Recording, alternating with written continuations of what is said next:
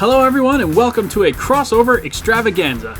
This is part 1 of our recap of JWF vs. Super Tiger Pro Wrestling. My name is Captain McKay, and as many of you know, the JWF Holiday Show was quite the event. But some of you may be wondering, where were the rest of JWF's wrestlers during this event? Several big names were noticeably missing from the show, with the reason being that they were actually overseas in Japan. Now here's a little history lesson.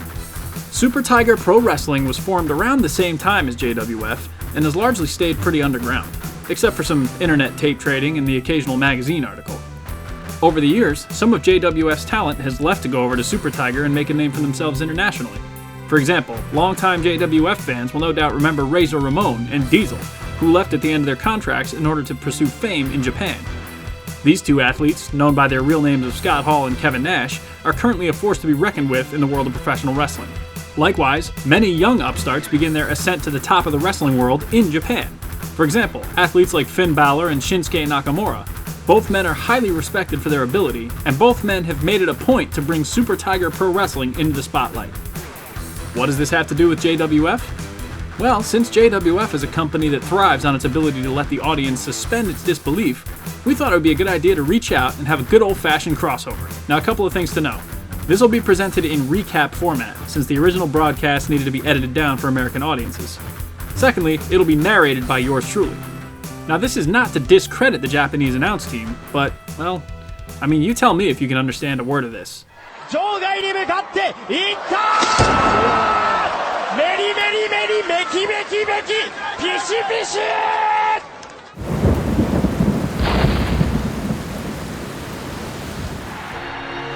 So with that all in mind, let's begin our recap of the evening's events.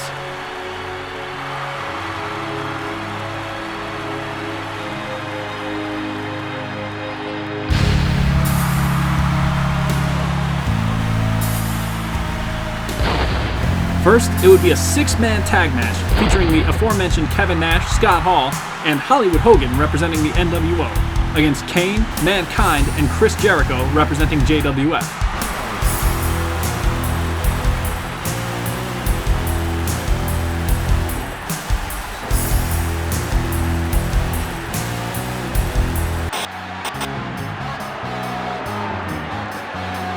The nWo is no laughing matter, as Hall and Nash have been dominant as ever, and Hollywood Hogan needs no introduction.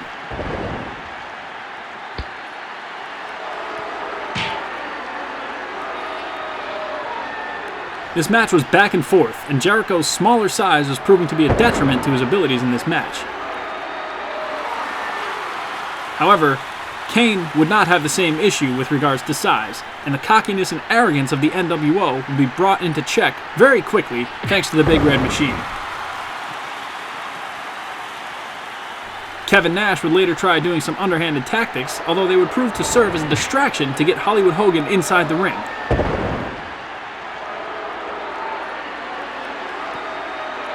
However, Hogan's hot-dogging and grandstanding would prove to get the best of him as Mankind snuck in for the quick assault. Unfortunately for Mankind, Hogan would begin hulking up and quickly started delivering the classic Hogan offense. As Mankind ate a big boot, things looked grim for the JWF team, with Hogan dropping the leg. But it would be Jericho to make the save. Sadly for Jericho, things would once again take a turn for the worse for him as the match quickly declined into chaos. Kane would begin assaulting Hogan, leaving Hall and Nash in the ring with Mankind and Jericho. As they began beating Mankind to the ground, a groggy Chris Jericho would be ambushed by none other than JWF Intercontinental Champion Shawn Michaels. Obviously, Michaels is set to defend the championship against Jericho at the next pay-per-view, but on this night, he made his presence felt, and it would be Kevin Nash's jackknife powerbomb that would put the JWF team down for the count.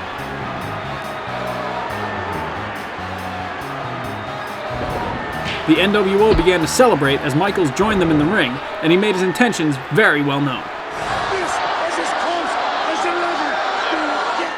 Obviously, Michaels' friendship with Hall and Nash is well known, but the idea that he would cost his own organization a loss against a rival promotion just because of a rivalry is a new low for the Heartbreak Kid. Later on in the night, we would see the battle of the Intercontinental Champions. as Shawn Michaels would face off against Super Tiger Pro Wrestling Intercontinental Champion AJ Styles. No titles on the line, nothing but bragging rights, and that match was definitely a great thing to see. But we will see that in an upcoming recap. Thank you so much for tuning in.